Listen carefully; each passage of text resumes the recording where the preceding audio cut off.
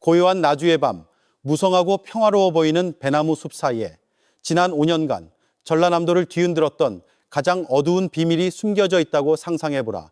21명의 호라비가 그 과수원에서 일하러 왔다가 흔적도 없이 사라졌다. 비명 소리도 없었고 뚜렷한 경찰 신고도 없었다.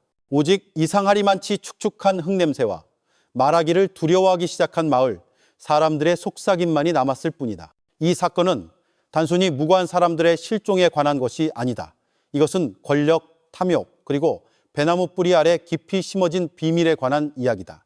90일이라는 시간 동안 수년간 묻혀있던 진실이 마침내 드러나기 시작했고, 그곳에서 발견된 것은 전라남도 전체를 잠 못 이루게 만들 것이다. 이것은 가슴을 울리는 실화, 나주배 과수원 21명 호라비, 실종 미스터리, 전남을 떠들썩하게 만든 90일간의 사건이다. 우리와 함께하라.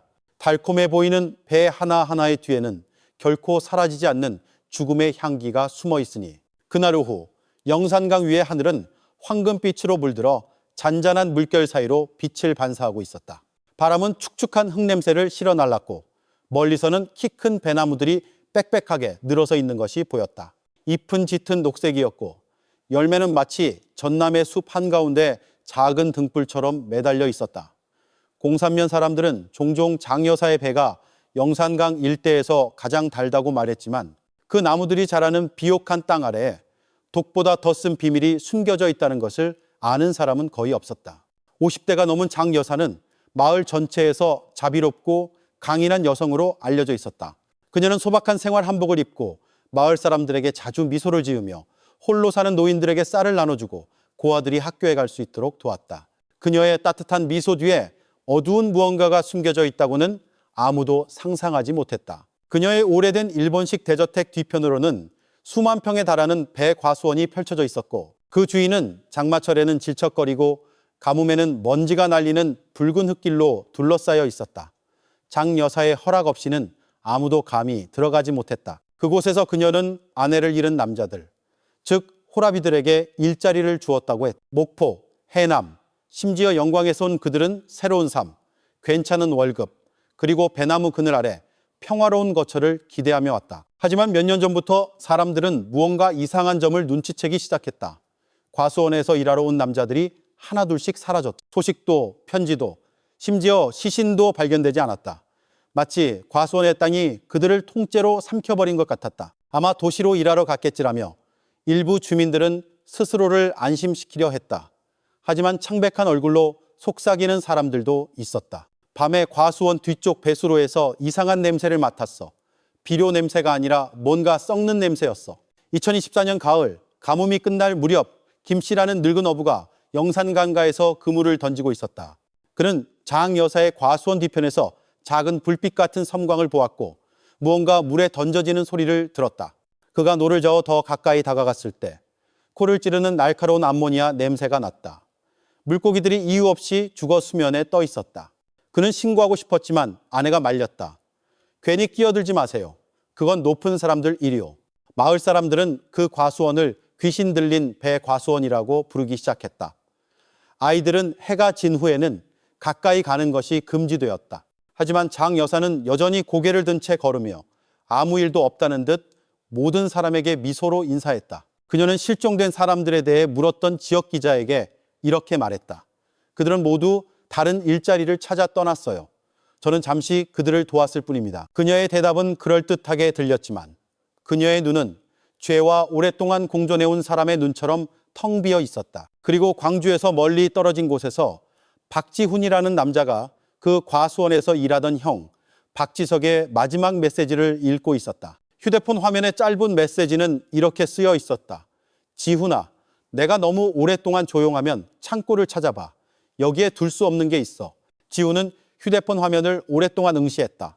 그는 그 메시지가 자신을 인생에서 가장 어두운 여정으로 이끌 줄은 몰랐다. 죽음의 땅 위에 자라는 배나무들 뒤에 숨겨진 비밀을 추적하는 여정으로 그날 아침 광주의 하늘은 아직 옅은 안개에 쌓여 있었다. 박지훈은 낡은 오토바이를 타고 광주를 출발해 이슬비 때문에 미끄러워지기 시작한 흙길을 뚫고 나아갔다. 그는 새벽부터 아무것도 먹지 못했고 물 한 병과 지금은 어디에 있는지 모를 형 박지석의 사진만 가지고 있었다. 4시간 후 오후에 비가 내리기 시작할 때쯤 그는 장 여사의 배 과수원이 있는 공산면에 도착했다. 짙은 녹색의 큰 대문이 그의 눈앞에 서 있었고 쇠 울타리와 무성한 나무들로 둘러싸여 있었다.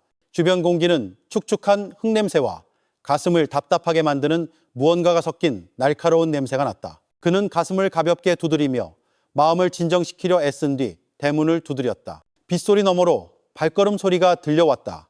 50대로 보이는 한 여인이 낡은 개량 한복을 입고 어깨에 쇼를 두른 채 나타났다. 그녀의 얼굴은 부드러웠지만 눈빛은 설명하기 어려운 무언가를 발산했다. 날카로우면서도 공허했다. 누구신가, 젊은이? 그녀의 목소리는 무뚝뚝했지만 정중했다. 저는 박지훈입니다, 아주머니. 박지석의 동생입니다. 형이석 달째집에 돌아오지 않아서 찾으러 왔습니다. 장 여사는 그를 잠시 쳐다보더니 부드럽게 미소 지었다. 아, 지석이. 착한 아이였지. 하지만 그는 떠났어. 서울로 다른 일자리를 구하러 간다고 하더군. 지우는 미간을 찌푸렸다. 그렇다면 왜 형의 오토바이는 아직 여기에 있습니까, 아주머니? 장 여사는 마당 한 구석에 있는 낡은 오토바이를 쳐다보더니 재빨리 대답했다. 아마 잊어버렸거나 일부러 두고 갔겠지. 다시 돌아올지도 모르잖아. 지훈이 반박하기도 전에 뒤에서 검고 긴 머리를 한 젊은 여인이 나타났다. 아름답지만 차가운 얼굴의 장수연, 장 여사의 외동딸이었다. 박지훈 씨 맞죠? 그녀의 목소리는 차분했지만 날카로웠다. 당신 형은 이미 떠났어요. 멀리서 오느라 수고할 필요 없어요. 여기 있는 모든 일꾼들은 언제든지 자유롭게 나갈 수 있으니까. 그녀의 말투에는 미묘한 위협이 담겨 있었다. 지우는 마음이 떨렸지만 정중하게 미소 지을 뿐이었다. 그는 무언가 잘못되었다는 것을 느낄 수 있었다. 그는 집 뒤의 넓은 과수원을 바라보았다. 배나무들이 마치 녹색 군인들의 대열처럼 가지런히 서 있었다. 하지만 서쪽에는 철조망으로 둘러싸인 땅 한 떼기가 있었다. 그곳에는 나무가 자라지 않았고 땅은 푸석푸석하며 회색빛을 띠었고 그 위에는 탁한 색의 무릉덩이가 고여 있었다. 저 부분은 왜 울타리를 쳐놓았습니까? 그가 부드럽게 물었다. 아, 그건 비료 실험구역이야. 장 여사가 재빨리 대답했다. 아직 나무를 심기에는 적합하지 않아서. 그 대답은 너무나 준비된 것처럼 들렸다. 지훈은 고개를 끄덕였지만 그의 코는 이상한 냄새를 맡았다. 금속 냄새와 땅속 깊은 곳에서 나는 듯한 냄새였다. 그는 아무 냄새도 못 맡은 척하며 불안한 마음으로 작별 인사를 하고 돌아섰다. 나오는 길에 그는 과수원 가장자리의 작은 초가집에서 들려오는 쉰 목소리에 길가에 멈춰섰다. 이봐, 젊은이. 자네가 지석이 동생인가? 검은 피부의 한 노인이 바나나 나무 아래 서 있었다. 그는 과수원의 전직 일꾼인 최 씨였다.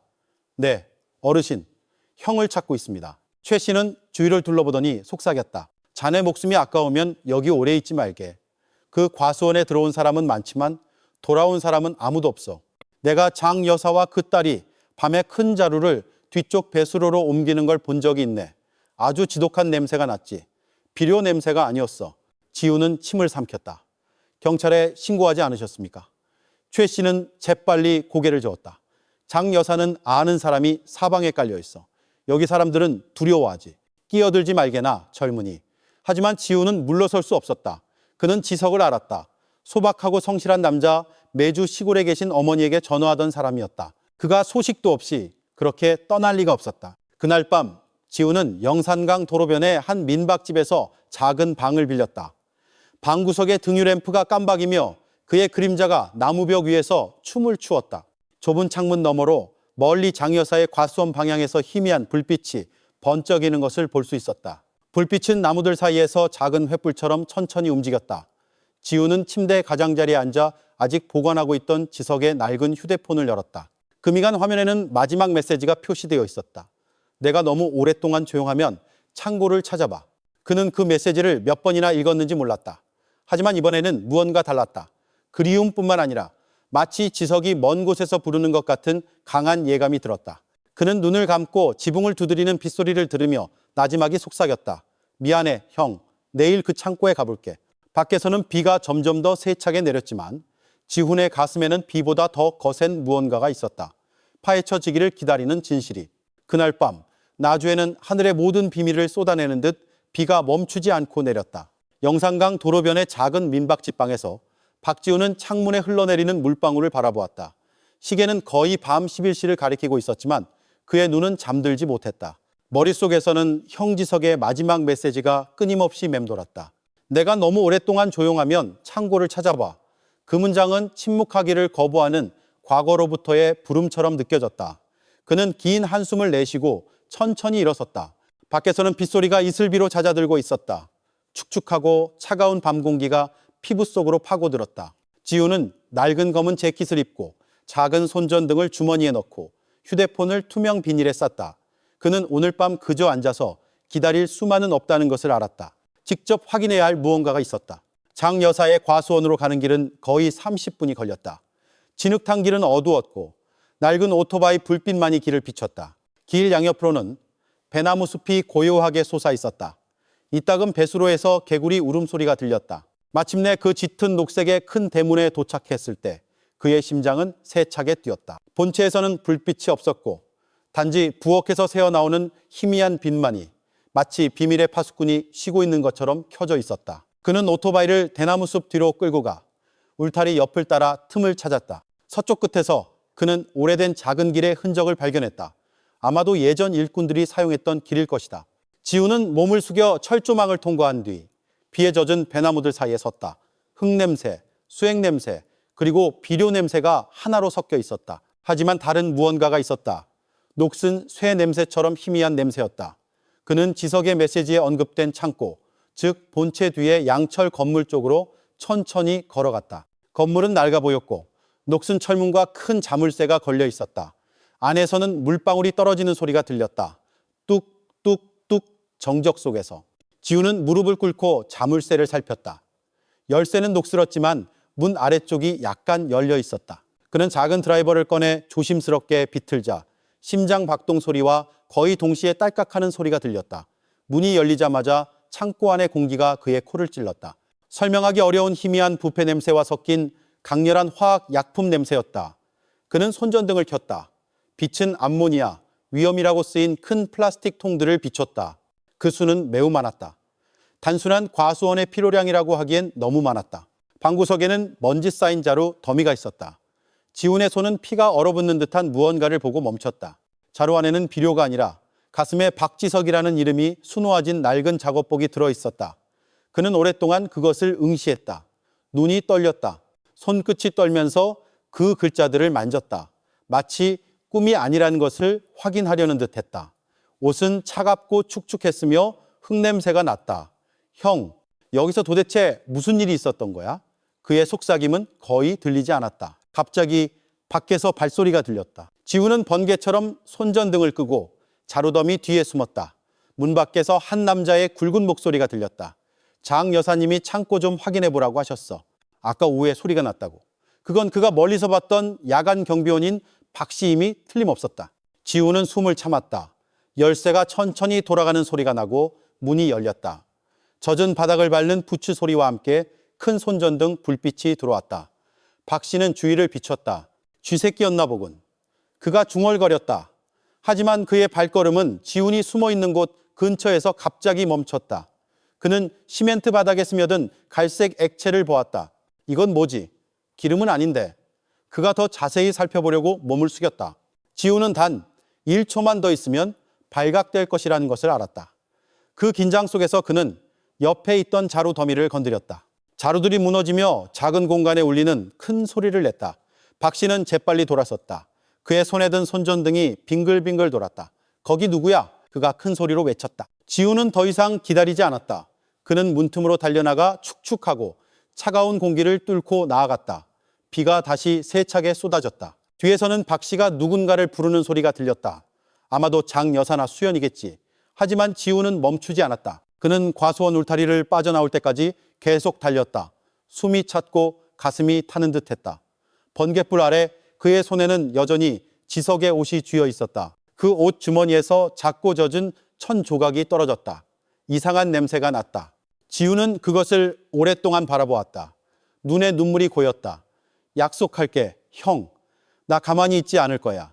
이 모든 걸 다 밝혀낼게. 그가 거친 숨소리 사이로 나지막이 말했다. 그는 오토바이에 올라 민박집으로 돌아왔다. 몸이 떨렸다. 비 때문이 아니라 확신과 뒤섞인 두려움 때문이었다. 방에서 그는 본 모든 것을 작은 수첩에 적었다. 창고, 암모니아, 지석에 옷이 든 자루, 젖은 바닥. 그런 다음 그는 휴대폰을 열어 나주 경찰서의 오랜 친구인 이 경감에게 짧은 메시지를 썼다. 형님, 장 여사 과수원에서 뭔가를 발견했습니다. 내일 저와 연락이 안 되면 과수원 뒤쪽 창고를 찾아주세요. 메시지가 전송되고 휴대폰 화면이 꺼졌다. 밖에서는 다시 번개가 쳤다. 과수원 쪽에서 마치 밤이 아직 끝나지 않았다는 신호를 보내는 듯했다. 지우는 하늘을 바라보았다. 눈은 무거웠지만 마음은 열려 있었다.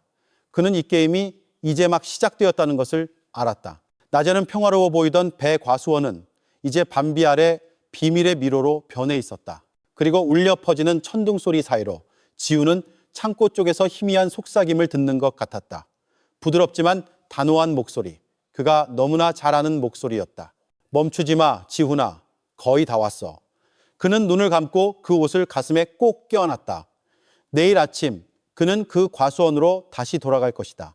찾는 동생으로서가 아니라 진실이 아무리 어두울지라도 맞설 준비가 된 증인으로서. 그날 아침 나주 서부의 하늘은 여전히 잿빛이었다.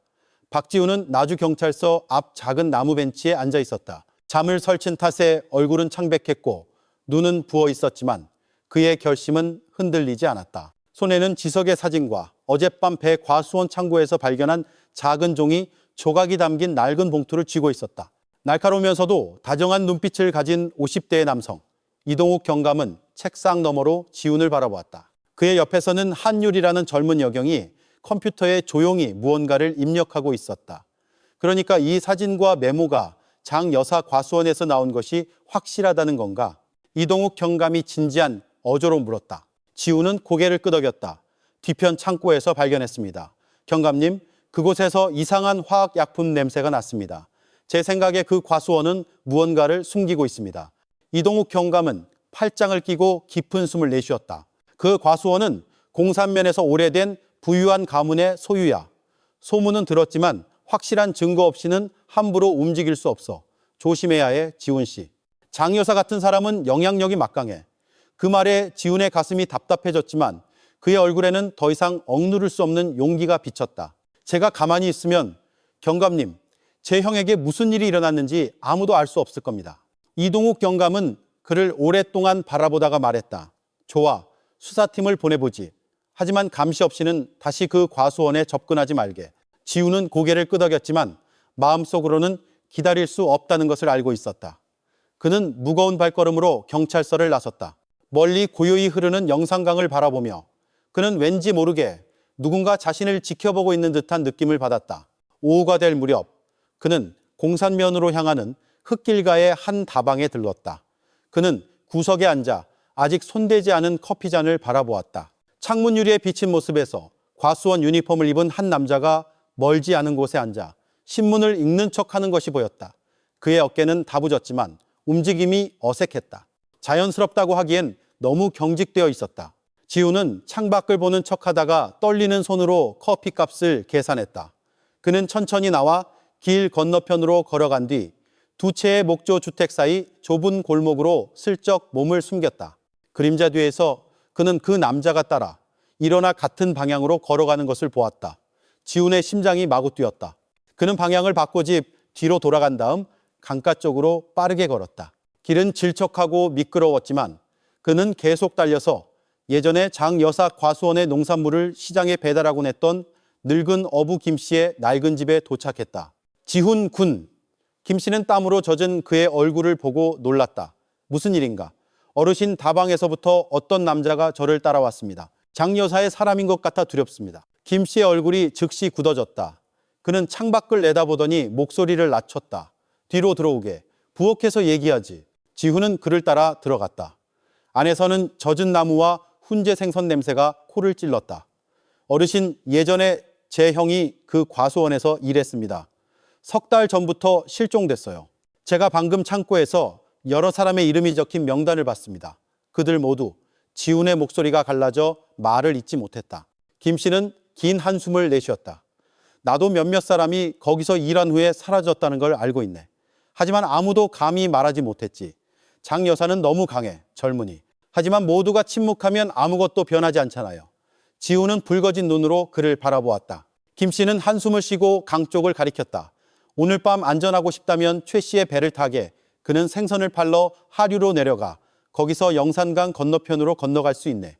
육로로 가지 말게. 자네가 경찰서에 간 걸 그들이 이미 알지도 몰라. 지우는 감사 인사를 하고 해가 질 때까지 뒷방에 숨어 있었다. 밖에서는 비가 다시 내리기 시작했고 양철 지붕에 떨어지는 물소리가 긴 속삭임처럼 들렸다. 작은 창문으로 지우는 과수원 유니폼을 입은 두 남자가 앞길을 지나가는 것을 보았다. 그중 한 명은 아까 다방에 있던 남자였다. 그들은 잠시 멈춰 짧게 대화를 나눈 뒤 강 쪽으로 사라졌다. 서두르게 젊은이 김 씨가 말했다. 지금이야. 지우는 고개를 끄덕이고 지석의 사진을 옷 속에 넣은 뒤 최 씨의 작은 배로 향하는 나무 계단을 내려갔다. 강 쪽에서 축축한 밤바람이 불어와 흙과 진흙 냄새를 실어 날랐다. 배는 천천히 움직이기 시작하며 멀리서 비치는 불빛에 반짝이는 탁한 물을 갈랐다. 그날 밤 영산강은 고요했고 오직 무리배의 선체를 때리는 소리만 들렸다. 지후는 가방을 꼭 껴안았다. 그의 시선은 이제 옅은 안개 속에 잠긴 건너편 과수원에 고정되어 있었다. 갑자기 멀리서 다른 배의 엔진 소리가 들렸다. 최 씨가 재빨리 돌아보았다. 꽉 잡아 지훈군. 그가 속삭였다. 소리 내지 말게. 뒤따라오는 배의 불빛이 수면을 비추며 무언가를 찾는 듯 빙빙 돌았다. 지훈은 숨을 참았다. 그들의 배는 속도를 늦추더니 오른쪽으로 방향을 틀어 불애옥잠으로 가득한 작은 강 지류로 들어갔다. 어둠 속에서는 개구리와 벌레 소리만 들렸다. 다른 엔진 소리가 완전히 사라지기까지는 거의 20분이 걸렸다. 지우는 마음을 진정시키려 하늘을 바라보았다. 이슬비는 폭우로 변해 머리카락과 옷을 적셨다. 그 정적 속에서 그는 바람에 실려오는 희미한 속삭임을 듣는 것 같았다. 누군가 자신의 이름을 부르는 소리처럼 그는 눈을 감고 부드럽게 물결치는 강을 바라보았다. 아마도 그저 자신의 생각 속 그림자이거나 빗소리와 함께 찾아온 기억일지도 모른다. 하지만 마음속으로 그는 한 가지를 알았다. 배과수원의 비밀은 아직 끝나지 않았고 영산강의 고요한 물결 뒤에서 무언가가 여전히 발견되기를 기다리고 있다는 것을. 영산강 건너편의 아침은 다르게 느껴졌다. 안개가 여전히 물 위에 낮게 깔려 마치 강이 밤의 꿈에서 완전히 깨어나고 싶지 않은 듯했다. 박지우는 작은 나무 부두에 서 있었다. 어젯밤 비의 옷은 여전히 젖어 있었다. 그는 건너편을 바라보았다. 장 여사의 배 과수원이 무성한 나무 뒤에 무언가를 숨기려는 듯 조용히 서 있었다. 최 씨가 그의 어깨를 가볍게 두드렸다. 여기서는 당분간 안전할 걸세. 우리 집이 여기서 멀지 않아. 자네가 계획한 일을 계속하기 전에 쉴 수 있을 거야. 지우는 고개를 끄덕였다. 얼굴은 피곤했지만 눈은 여전히 결심으로 불타고 있었다. 감사합니다, 어르신. 잠시 생각할 시간이 필요합니다. 그들은 최 씨의 소박한 목조, 주택으로 향하는 질척한 흙길을 따라 걸었다. 처마 밑에서는 커피와 젖은 나무 냄새가 그들을 맞았다. 히잡을 쓴 최 씨의 아내가 따뜻한 물을 내주었다. 얼굴이 창백하네, 젊은이. 어젯밤에 어디서 비를 맞고 온 거야? 지우는 조용히 대답했다. 누군가를 찾고 있습니다, 아주머니. 오래전에 실종됐습니다. 그 여인은 그를 잠시 바라보다가 긴 한숨을 내쉬었다. 여기서는 사라진 사람이 많지. 하지만 사람들은 좀처럼 말하지 않아. 그 말은 사라지지 않는 안개처럼 공중에 떠 있었다. 그날 오후 지후는 집 뒤에 앉아 고요히 흐르는 영산강을 바라보았다. 멀리서 벤진 소리가 들렸다. 그는 장 여사가 자신이 더 이상 공산면에 없다는 것을 이미 알아차렸을 것이라고 생각했다. 그 생각에 등골이 오싹해졌다. 최 씨가 담배 씹을 말며 옆에 앉았다. 예전에 저 과수원이 지금처럼 커지기 전에는 말이야. 그가 천천히 말했다. 저 땅은 오래된 가문의 묘지였어. 장 여사의 남편이 죽은 후에 땅을 정리하고 배 과수원을 지었지. 그 후로 많은 일꾼들이 왔다가 하나둘씩 다시는 보이지 않았어. 지훈이 재빨리 돌아보았다. 어르신은 이 모든 것을 아시면서 왜 신고하지 않으셨습니까? 최 씨는 씁쓸하게 웃었다. 누가 감히 하겠나, 젊은이. 경찰조차도 꺼려하는 사람이 많아. 장 여사의 돈은 많은 입을 막을 수 있지. 지우는 침묵했다. 머릿속에는 다시 지석의 얼굴이 떠올랐다. 오후 햇살 아래 미소 짓고 과수원에서 일해 흙 묻은 손을 하고 있던 모습. 형은 그냥 그렇게 떠날 리가 없어. 그는 생각했다. 형은 아직 거기에 있거나 형에 관한 무언가가 아직 그곳에 남아있을 거야. 해가 서쪽으로 기울고 공기가 축축해질 무렵 지훈이 집으로 들어가려 할 때 한 청년이 길 쪽에서 달려왔다. 숨을 헐떡이며 얼굴은 공포에 질려 있었다. 최 어르신, 앞 가게에서 경찰이 사람을 찾고 있어요. 지훈은 굳었다. 경찰이요? 그가 재빨리 물었다. 제 이름을 말했습니까? 청년은 고개를 끄덕였다. 광주에서 온 박지훈이라는 남자를 찾는다고 했어요. 장여사 건으로 진술이 필요하다고. 최 씨는 지훈을 오랫동안 바라보았다. 함정일 수도 있어.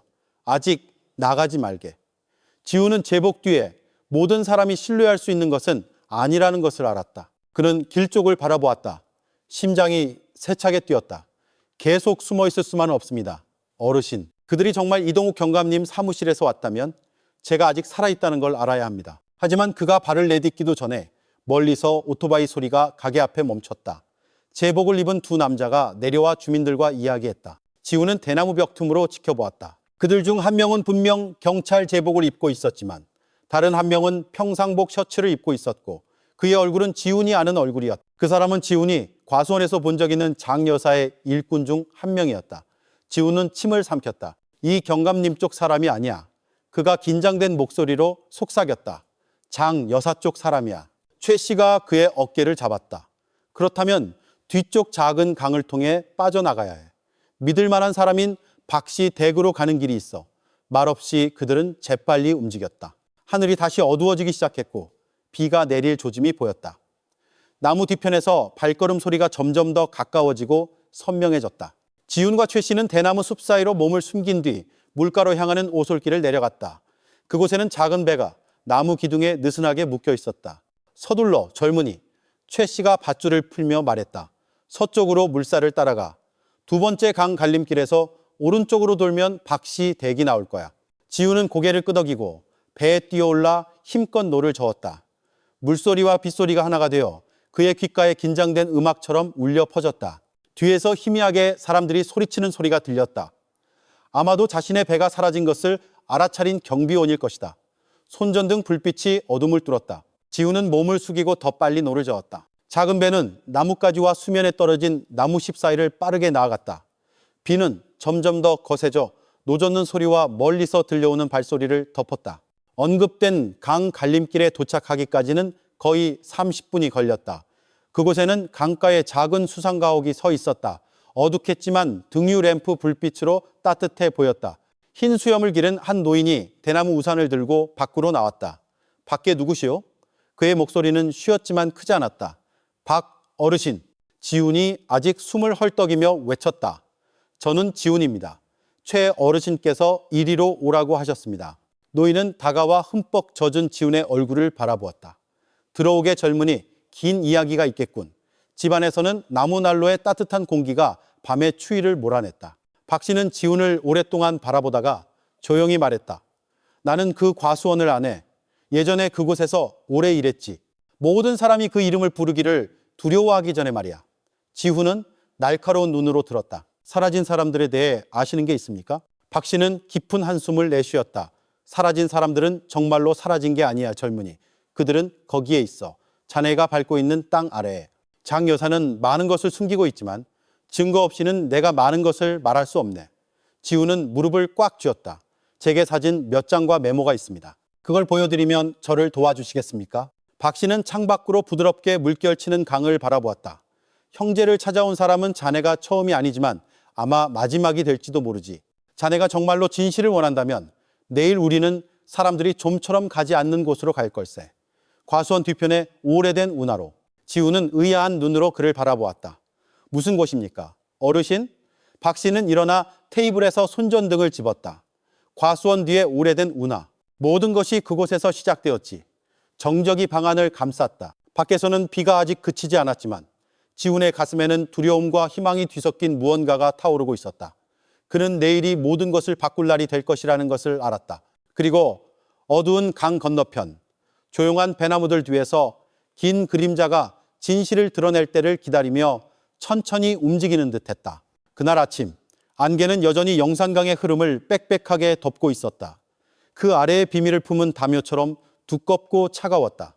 박지훈은 평소보다 일찍 잠에서 깼다. 밤새 제대로 잠들지 못해 눈이 부어 있었다. 오래된 운하에 대한 생각에 가슴이 답답했다. 보이지 않는 손이 심장을 누르는 것 같았다. 박 씨의 작은 부엌, 그는 이미 난로 앞에 앉아 진한 블랙커피를 마시고 있었다. 해가 뜨기 전에 출발해야 하네. 그가 나지막이 말했다. 늦으면 만조 때문에 운하로 들어가는 길이 막힐 수 있어. 지우는 그저 고개를 끄덕이고 손전등, 메모, 오래된 사진들이 든 작은 가방을 다시 확인했다. 그들의 작은 나무배는 안개를 반사하는 수면 위를 천천히 미끄러져 나아갔다. 물에 닿는 노소리가 아침의 정적을 깨는 유일한 소리였다. 예전에 저 운하는 오래된 과수원의 관계용으로 지어졌지. 박 씨가 말했다. 그의 눈은 앞을 향해 있었다. 장 여사가 땅을 넓힌 후에 그 부분은 폐쇄되었어. 더 이상 아무도 지나갈 수 없게 되었지. 지우는 강가에 희미하게 보이는 배나무를 바라보았다. 왜 폐쇄했습니까? 어르신. 박 씨는 깊은 한숨을 내쉬었다. 너무 많은 것을 아는 곳에는 항상 숨겨야 할 무언가가 있기 마련이지. 거의 1시간 동안 노를 저은 후 그들은 야생 나무 뿌리로 뒤덮인 작은 갈림길에 도착했다. 물은 빛을 삼키는 듯 짙고 어두웠다. 박 씨는 배를 기슬게 대고 육지로 끌어올렸다. 여기서부터는 걸어가야 하네. 그들은 양치류와 덤불 사이에 있는 축축한 오솔길을 천천히 걸었다. 진흙 냄새에 이상하고 날카로운 향이 섞여 있었다. 평범한 흙냄새가 아니라 가슴을 뜨겁게 만드는 화학 약품 냄새였다. 지우는 잠시 멈춰서서 안개에 거의 가려진 운하 쪽을 바라보았다. 이 냄새.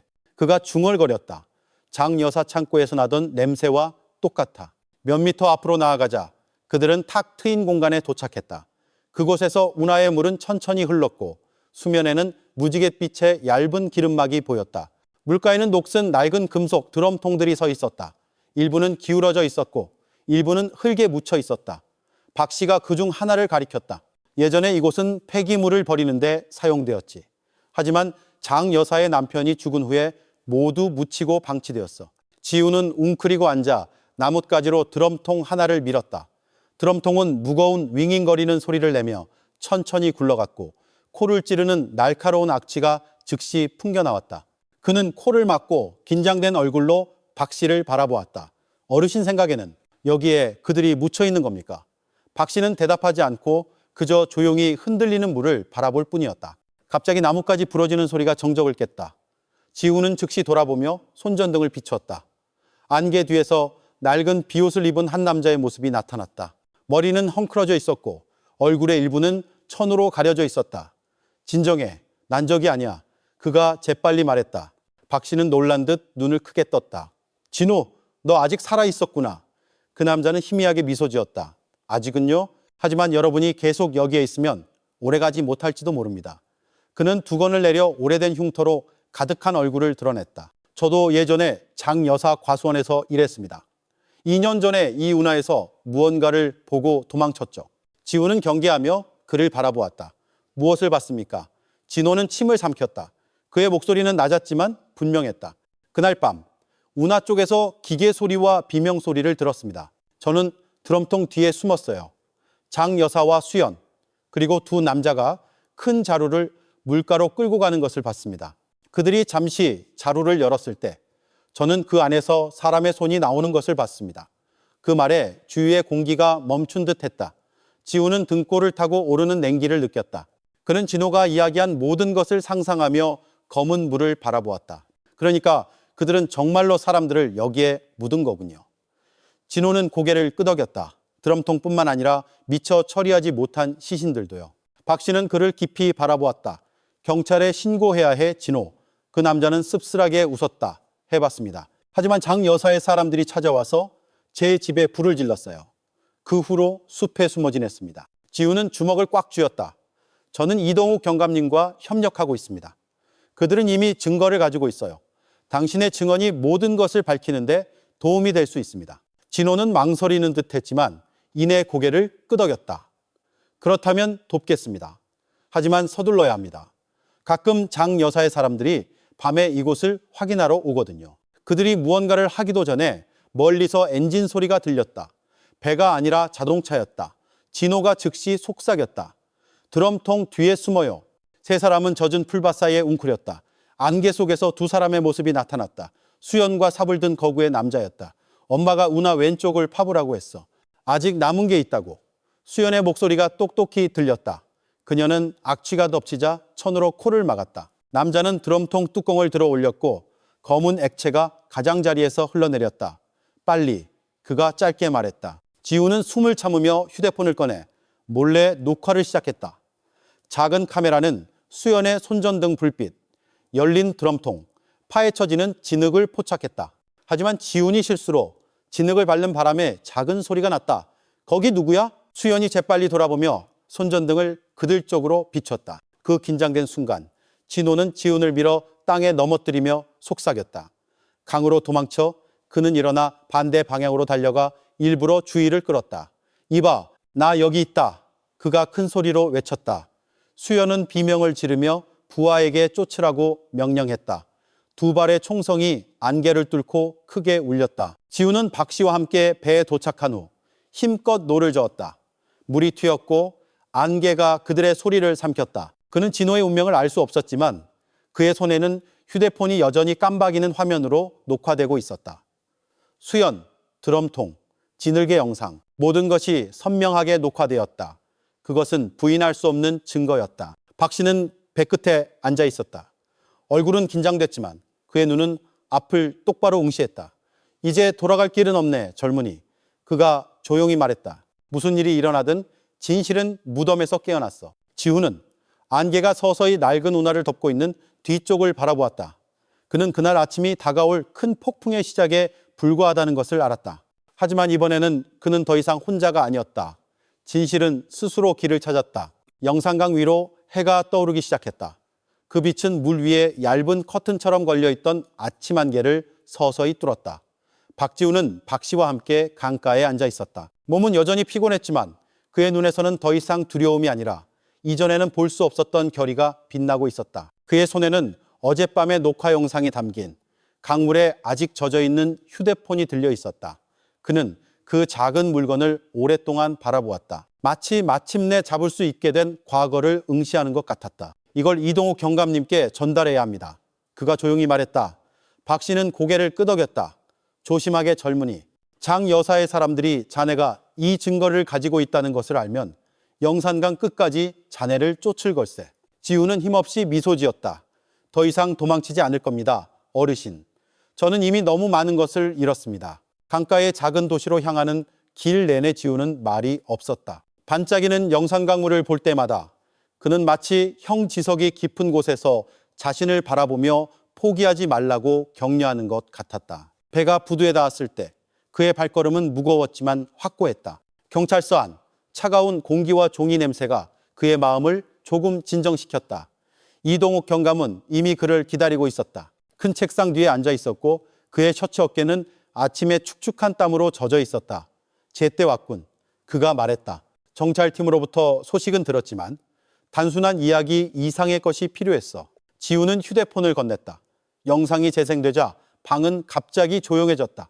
삽입땅을 치는 소리, 금속 드럼통을 비추는 손전등, 명령을 내리는 수연의 목소리가 선명하게 들렸다. 이동욱 경감은 말없이 화면을 응시했다. 옆에 서 있던 젊은 장교 한 경위는 지지를 표하듯 지훈의 어깨를 잠시 쥐었다. 영상이 끝난 후 이동욱 경감은 무거운 눈으로 지훈을 바라보았다. 이것만으로도 수색 영장을 발부받기에 충분해. 그가 조용히 말했다. 하지만 서둘러야 해. 장 여사 같은 사람은 자신의 비밀이 드러나는 것을 가만히 보고만 있지 않을 거야. 그날 오후 하늘은 비가 올 것을 예고하는 은혜색 빛이었다. 두 대의 경찰차가 소음기를 단 사이렌을 울리며 배 과수원으로 향했다. 지훈은 한 경위와 함께 뒷좌석에 앉아 있었다. 젖은 흙을 가르는 바퀴 소리가 그의 심장을 더 빨리 뛰게 했다. 용감하군. 한 경위가 작게 미소 지으며 말했다. 대부분의 사람들은 장여사 가문과 엮였다는 걸 알면 멀리 도망쳤을 텐데 지훈은 그저 창밖을 바라보았다. 선택의 여지가 없었습니다. 그의 목소리는 쉬어 있었다. 밤마다 꿈에서 형의 목소리를 들어요. 형이 부르는데 저는 한 번도 대답할 수 없었어요.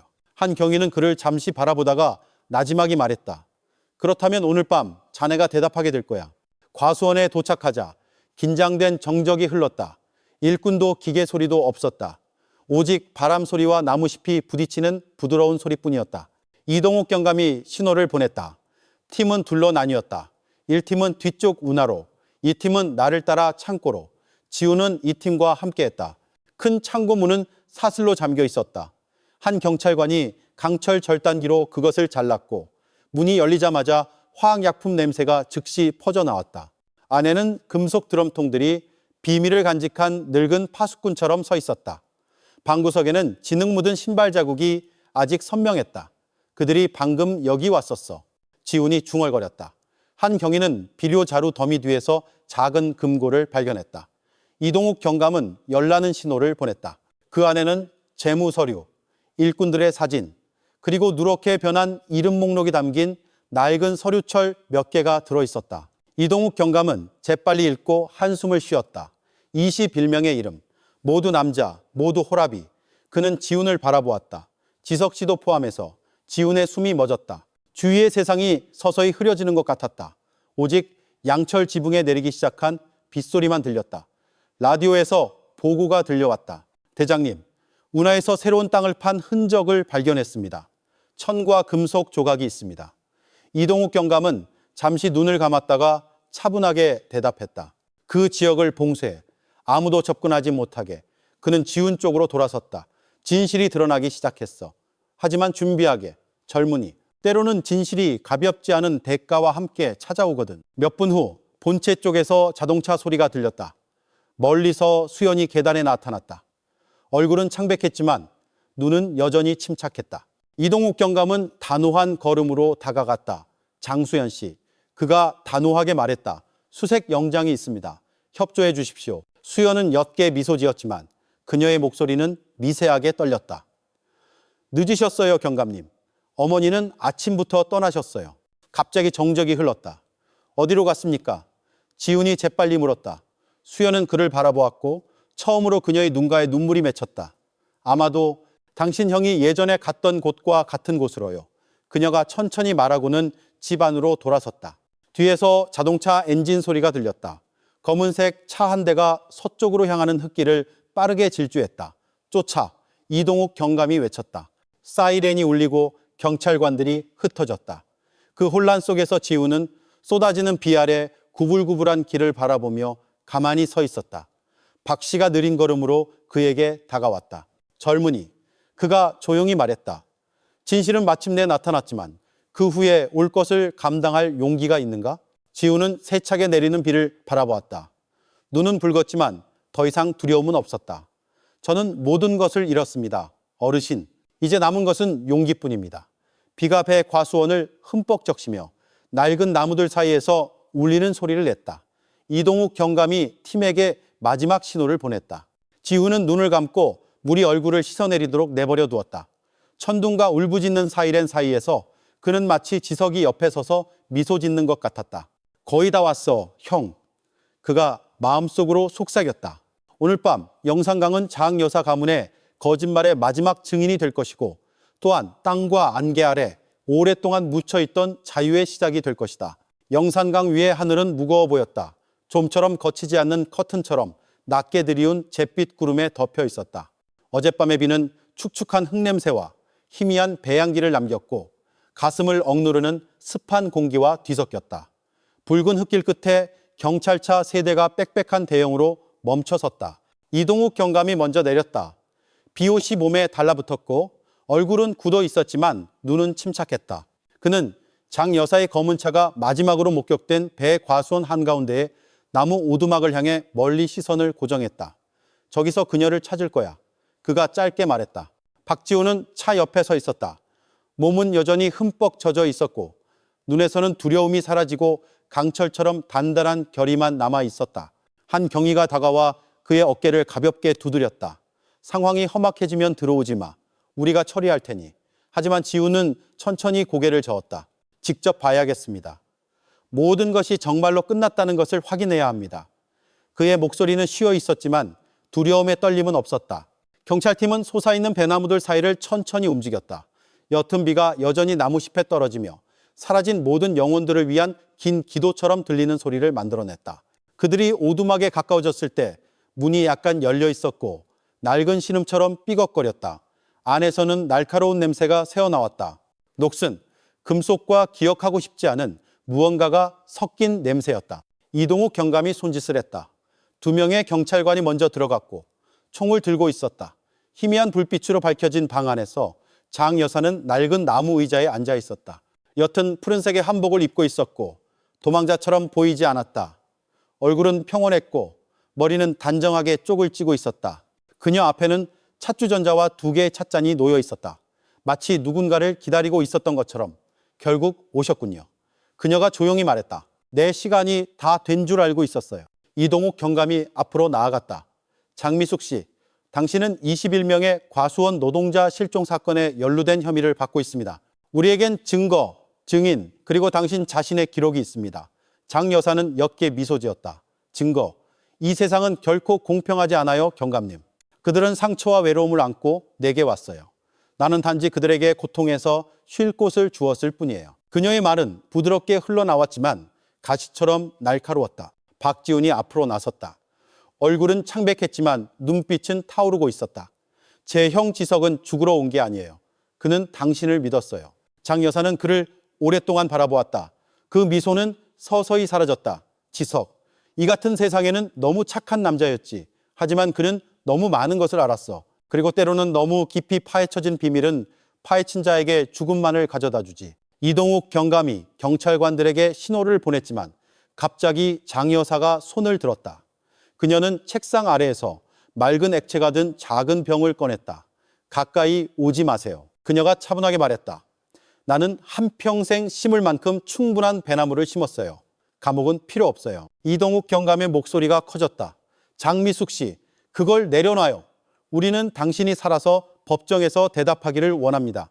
그녀는 다시 미소 지었다. 부드럽지만 씁쓸했다. 인간의 정의는 너무 느려요, 경감님. 때로는 신이 더 빠르죠. 누구도 움직이기 전에 그녀는 그 액체를 마셨다. 몸이 잠시 떨리더니 바닥으로 쓰러졌다. 눈은 열린 채 차가운 천장을 응시했다. 아마도 그곳에서 여전히 자신의 배 과수원을 찾고 있었을 것이다. 수연이 비명을 지르며 달려들어왔다. 어머니, 왜 이런 길을 선택하셨어요? 그녀는 어머니의 시신 옆에 무릎을 꿇고 눈물을 쏟았다. 지우는 그들을 바라보았다. 마음이 텅 비었다. 분노하고 싶었지만 남은 것은 권력과 탐욕의 어두운 길에서 길을 잃은 두 영혼에 대한 연민뿐이었다. 비가 점점 더 거세게 내리며 양철 지붕을 때리고 과수원의 흙을 적시고 그 여인의 입술에서 마지막 핏자국을 지웠다. 이동욱 경감은 굳은 채 서서 구급대원들에게 신호를 보냈다. 끝났어. 그가 조용히 말했다. 한 경위는 지훈을 바라보았다. 답을 얻었군 젊은이. 하지만 기억하게. 진실은 항상 상처를 남기는 법이야. 지훈은 바람에 흔들리는 배나무들 사이를 천천히 걸어 나왔다. 그는 시신을 숨겼던 땅을 바라보았다. 이제는 축축한 흙냄새와 낙엽 냄새뿐이었다. 그는 모든 것이 끝났다는 것을 알았지만 그 정적은 승리라고 부르기에는 너무 깊었다. 며칠 후 그 사건에 대한 소식이 전라남도 전역을 뒤덮었다. 신문은 배 과수원의 비극, 여성 사업가 21명 실종 사건 폭로 후 스스로 목숨 끊다라고 썼다. 지석과 다른 희생자들의 이름이 하나씩 불렸고 정부는 그들의 가족을 돕겠다고 약속했다.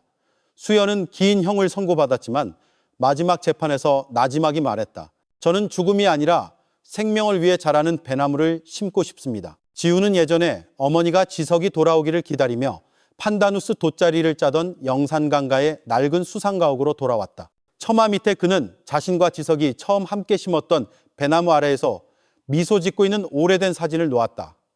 끝났어, 형. 그가 속삭였다. 저녁 바람이 부드럽게 불어와 땅에 잘 익어떨어진 배향기를 실어 날랐다. 하지만 이번에는 그 냄새가 달콤하고 평화로웠다. 서쪽 지평선 너머로 해가 질 때 주황색 빛이 강수면 위에서 춤을 추었다. 저녁 기도를 알리는 소리가 둥지로 돌아가는 새들의 지저귐과 섞여 울려 퍼졌다. 지우는 서서히 어두워지는 하늘을 바라보았다. 오랫동안 처음으로 가슴이 가벼워졌다. 그는 예전의 무덤이었던 배 과수원이 이제 다시 자라날 것이라는 것을 알았다. 거짓이 아닌 정직의 땅 위에서, 그리고 영산강도 다시 고요해졌다. 마치 죽음 위에 나무를 심은 여자와 진실의 빛을 찾기 위해 어둠에 굴복하기를 거부한 남자에 대한 어두운 이야기를 결코 품은 적 없었던 것처럼. 왜냐하면 모든 진실은 아무리 쓰라릴지라도 항상 새로운 생명을 키워내기 때문이다. 그날 아침 영산강의 하늘은 잿빛 구름으로 뒤덮여 있었다. 안개는 여전히 옅게 공중에 떠 있었고 어젯밤의 빗소리는 법원 건물의 기와 지붕에 남아 있었다. 앞마당에서는 기자들이 우산 아래 빽빽하게 서 있었고 그들의 카메라는 모든 순간을 포착할 준비가 되어 있었다. 땅 자체가 숨을 참는 듯한 무거운 분위기였다. 차량 소음과 경찰관들의 발소리 사이로 한 대의 호송차가 멈춰섰다. 그 안에서 수연이 연한 갈색의 수의를 입고 내렸다. 손에는 수갑이 채워져 있었고 얼굴은 평온했지만 눈은 부어 있었다. 두려움 때문이 아니라 체념 때문이었다. 박지훈은 법원 계단에 서서 그 차를 바라보았다. 축축한 바람이 그의 얼굴을 스쳤다. 손에는 형지석의 유일한 유품인 은반지를 쥐고 있었다. 한 경위가 옆에 서서 그들 둘에게 우산을 씌워주었다. 오늘 재판에 꼭 참석해야겠어? 그가 조용히 물었다. 힘들 텐데. 지훈은 앞을 똑바로 바라보았다. 그래야 합니다, 경위님. 형은 진실이 마침내 말해지는 것을 알 자격이 있습니다. 법정안, 공기는 차갑게 느껴졌다. 팬 소리와 밖에서 들려오는 물 흐르는 소리만이 들렸다. 온화한 얼굴의 늙은 판사가 천천히 나무 망치를 두드려 재판 시작을 알렸다. 검사가 일어나 장 여사와 수연이 저지른 긴 범죄 목록을 읽었다. 21명의 이름이 하나씩 불렸고 각 이름은 다시 열리는 상처 같았다. 지석의 이름이 불렸을 때 지우는 고개를 숙였다. 눈이 뜨거워졌지만 가슴속에 울림을 참으며 조용히 있었다. 수연은 피고인석에 앉아 텅 빈 시선으로 바닥을 응시했다. 판사가 그녀에게 말하라고 했을 때 그녀는 천천히 일어섰다. 목소리는 쉬어 있었지만 단호했다. 저는 변호하지 않겠습니다, 재판장님. 제가 한 모든 것은 두려움 때문이었습니다. 어머니에 대한 두려움, 모든 것을 잃을 것에 대한 두려움. 하지만 저는 다른 사람의 죽음을 정당화할 만큼 큰 두려움은 없다는 것을 깨달았습니다. 방은 조용해졌다. 오직 창밖으로 점점 더 세차게 내리는 빗소리만이 들렸다. 마치 하늘도 함께 우는 것 같았다. 판사는 수연을 오랫동안 바라보았다. 그의 시선은 단순한 판사의 것이 아니라 너무 멀리 길을 잃은 자식을 보는 아버지 같았다. 법원은 증거, 자백, 그리고 피고인의 뉘우침을 고려하여 피고인 장수연에게 징역 20년을 선고한다. 망치가 천천히 두드려졌다. 피할 수 없는 운명의 메아리처럼 울려 퍼졌다. 수연은 잠시 눈을 감았다. 눈을 떴을 때 그녀는 지훈을 바라보았다. 그 시선은 평온했다. 더 이상 용서를 구하지 않았고 단지 말로 표현할 수 없는 무언가를 전달했다. 밖으로 끌려나갈 때 그녀는 지훈 앞에서 잠시 멈춰서서 속삭였다. 용서해달라고 하지 않겠어요. 하지만 언젠가 제가 나가게 되면 죽음이 아니라 생명을 위해 자라는 배나무를 심을 겁니다. 지훈은 말없이 그녀가 떠나는 것을 바라보았다. 마음속으로 그는 그 말이 아마도 수연의 입술에서 나온 마지막 진솔한 약속일 것이라고 생각했다. 법정 밖, 비는 다시 내려 계단과 마당을 적셨다. 이동욱 경감은 잿빛 하늘 아래 서서 먼 곳을 응시했다. 마침내 끝났군. 그가 차분하게 말했다. 지훈은 조용히 대답했다. 완전히는 아니에요, 경감님. 하지만 새로운 것을 시작하기에는 충분합니다. 이동욱 경감은 그의 어깨를 두드리고 자리를 떴다. 지훈을 이슬비 아래 홀로 남겨두고 몇 주 후 영산강가에서 지훈은 가족이 남긴 작은 과수원으로 돌아왔다.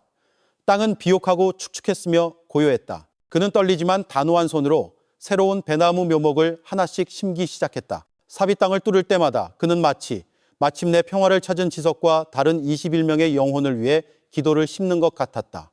과수원 한 구석에 그는 소박한 나무 팻말을 박았다. 믿었던 이들을 위하여 이 나무들과 함께 평화가 자라기를. 그날 오후 비가 그쳤다. 햇살이 구름 뒤에서 수줍게 나타났다. 영산강은 황금빛을 반사하며 비단처럼 부드럽게 반짝였다. 저녁 바람이 불어와 축축한 흙냄새와 어린 잎사귀 향기를 실어날랐다. 지훈은 새로 자란 작은 배나무 아래 앉아 눈을 감고 물소리와 새소리가 그의 긴 여정의 끝을 알리는 노래가 되도록 내버려 두었다. 그 정적 속에서 그는 형의 웃음소리의 메아리를 들었다. 희미하지만 분명하게 강 쪽에서 들려왔다. 그는 미소 지으며 서서히 주황색으로 변하는 하늘을 바라보았다. 끝났어, 형. 그가 나지막이 속삭였다. 이제는 이 나무들이 이야기할 차례야. 그리고 고요한 영산강의 하늘 아래 그 배 과수원은 다시 살아났다. 더 이상 비밀의 무덤이 아니라 모든 상처가 새로운 생명을 위한 땅이 되는 방법을 스스로 찾아내는 기억의 정원으로. 나주의 아침은 며칠간의 비 끝에 부드러운 햇살과 함께 찾아왔다.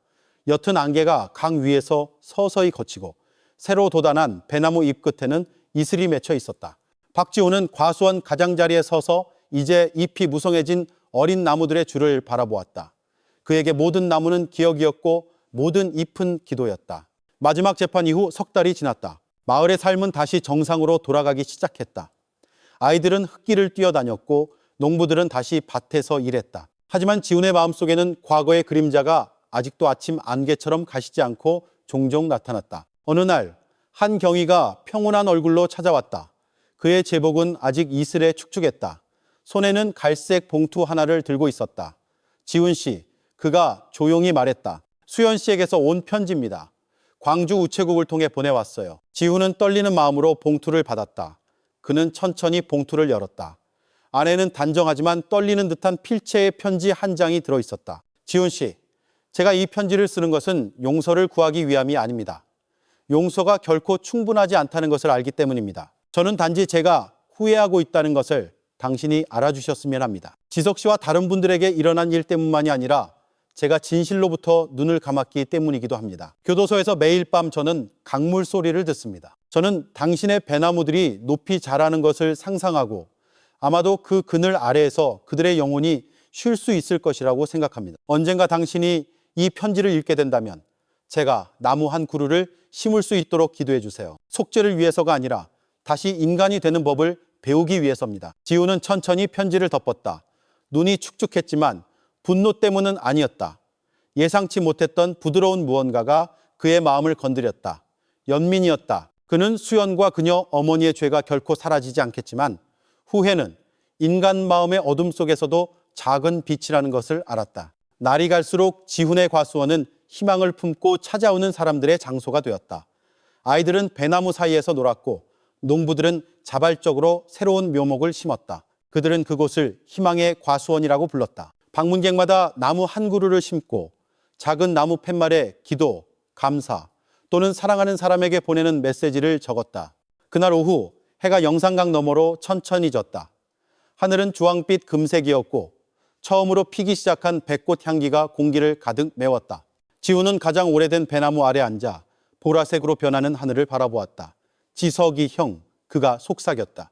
봐, 우리 나무가 마침내 열매를 맺기 시작했어. 저녁 바람이 마을 끝 작은 교회에 종소리를 실어날랐다. 모든 것이 평화로웠다. 마치 시간이 평화가 자라날 공간을 주기 위해 멈춘 것 같았다. 그때 지훈은 자신의 긴 여정이 단지 진실을 찾는 것뿐만 아니라 삶의 의미를 찾는 것이었음을 깨달았다. 밤이 아무리 어두워도 버티는 가장 작은 빛이라도 항상 승리할 것이라는 것을. 몇 달 후 사건 폭로 기념일의 한 경위가 몇 명의 경찰관과 함께 찾아왔다. 그들은 과수원 중앙에 배나무 한 그루를 심고 진실, 용기, 그리고 돌아오지 못한 이들을 위하여 라고 쓰인 나무 팻말을 세웠다. 지훈은 그들 옆에 섰다. 영산강의 하늘은 구름 한 점 없이 맑았고 햇빛은 금 조각처럼 반짝이는 강 수면에 부드럽게 내렸다. 마음속으로 그는 모든 것이 제자리로 돌아왔다는 것을 알았다. 진실, 평화, 그리고 삶. 바람이 부드럽게 불자 배나무 잎들이 마치 인사하듯 흔들렸다. 지훈은 눈을 감고 자연의 속삭임을 들었다. 강물 소리, 바람 소리, 그리고 고요한 영산강 하늘 아래 계속되는 삶의 소리를 그는 미소 지었다. 모든 것이 끝났다. 모든 것이 제 길을 찾았다. 그리고 그곳 무성하게 자라는 배나무들 사이에서 한때 어두웠던 이야기는 전설로 변했다. 범죄가 뿌리 내렸던 땅에 진실을 심은 박지훈이라는 남자에 대한 전설로. 동쪽 지평선 위로 해가 막 떠올랐을 때 박지훈은 그의 목조주택에서 걸어 나왔다. 영산강의 공기는 여전히 서늘했고 옅은 안개가 강 수면 위에 걸려 있었으며 멀리서 배 젓는 소리가 희미하게 들려왔다. 마을은 다시 활기를 되찾은 듯했다. 아이들은 흙길을 뛰어다녔고 아주머니들은 빨래를 널었으며 농부들은 밭으로 향했다. 하지만 지훈의 마음속에서는 일어난 모든 일 이후에 진정으로 예전과 같은 것은 아무것도 없다는 것을 알고 있었다. 몇 달 전의 기념식 이후 지훈의 배과소는 점점 더 많은 사람들로 붐볐다. 기자, 대학생, 심지어 여러 마을에서 온 희생자 가족들이 끊임없이 찾아왔다. 그들은 단지 배나무들을 보고 싶어서가 아니라 그곳에서 자라는 상징의 힘을 느끼고 싶어서였다. 상실, 용기, 그리고 새로운 희망에 대한 상징. 그 과수원은 더 이상 단순한 과수원이 아니라 매일 기도를 키워내는 살아있는 기념비였다.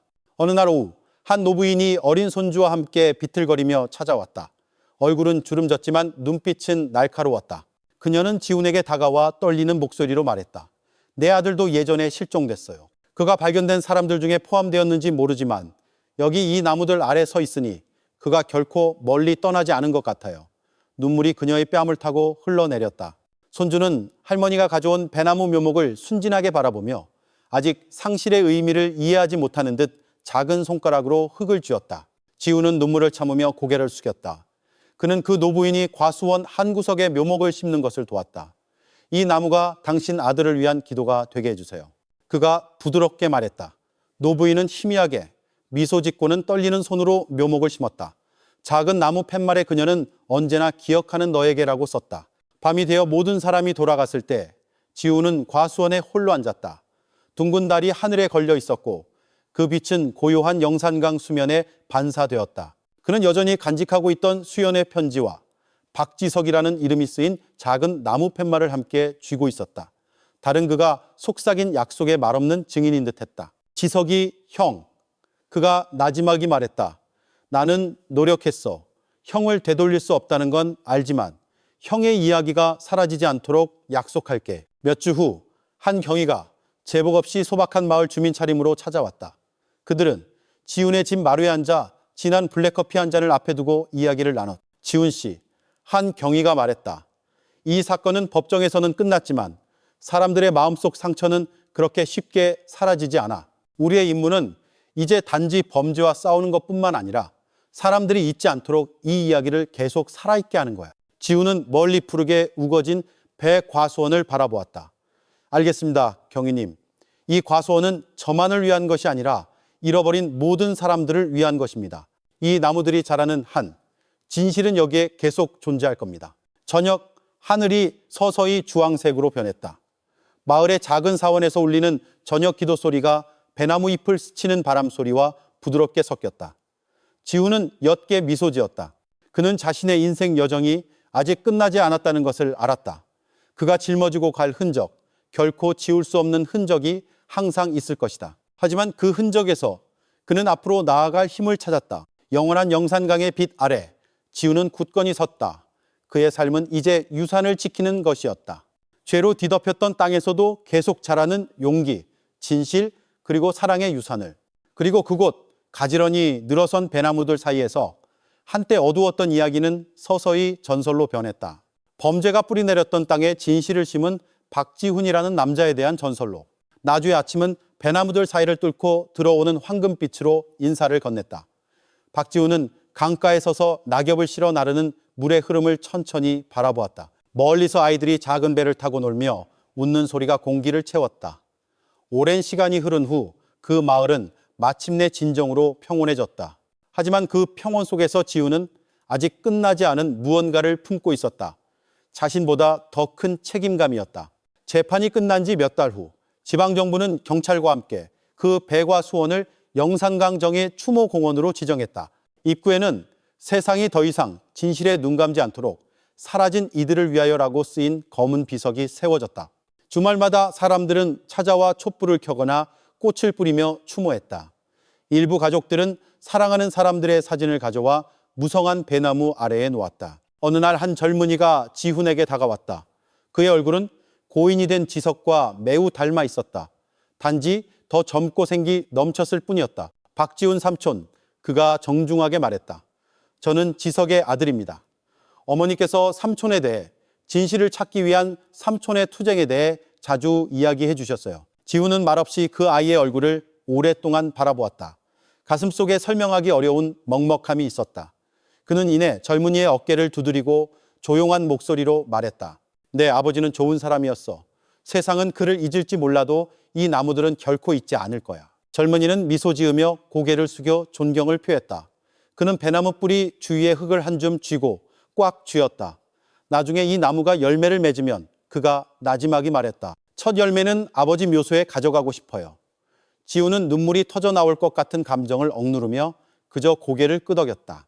해가 질 무렵 지훈은 다시 제복 없이 찾아온 한 경위와 함께 집 마루에 앉아 있었다. 그들은 언덕 너머로 지는 해를 바라보며 편안하게 이야기를 나누었다. 지훈 씨, 한 경위가 말했다. 방금 시내에서 소식을 들었는데 한 교육기관에서 당신의 투쟁에 대한 다큐멘터리 영화를 만들고 싶어 한대. 지훈은 작게 웃었다. 저요? 저는 아무것도 아닙니다, 경위님. 저는 그저 잃어버린 사람일 뿐입니다. 한 경위는 천천히 고개를 저었다. 아니, 지훈 씨, 당신은 단지 잃어버린 사람이 아니야. 당신은 진실이 묻혔을 때 침묵하기를 거부한 사람이야. 많은 사람들이 당신의 이야기를 들어야 해. 그래야 그들도 말할 용기를 낼 수 있지. 그 말에 지훈은 오랫동안 침묵에 잠겼다. 저녁바람이 커피꽃과 축축한 흙냄새를 부드럽게 실어 날랐다. 그는 자신의 배과수원을 다시 한번 바라보았다. 모든 나무가 곧게 서 있었고 잎사귀는 저녁 햇살의 주황빛에 흔들렸다. 모든 줄기에는 마치 사라진 21명의 영혼의 이름, 이야기, 그리고 기도가 새겨져 있는 것 같았다. 몇 달 후 그 다큐멘터리 영화가 전국 텔레비전에 방영되었다. 제목은 간단했다. 영산강 땅의 발자취.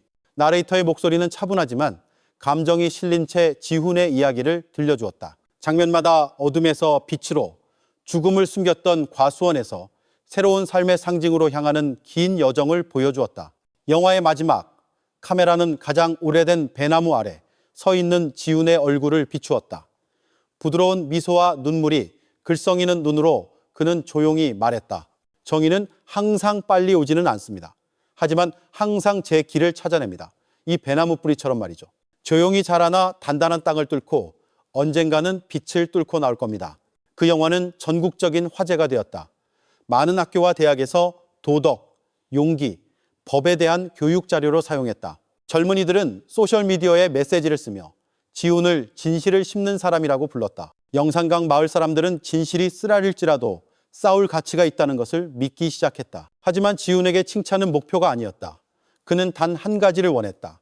더 이상 아무도 흔적 없이 사라지지 않고 더 이상 어떤 땅도 인간의 비밀을 삼키지 않는 것. 그날 밤 영산강의 하늘이 별로 가득 찼을 때 지훈은 마루에 작은 등유 램프를 켰다.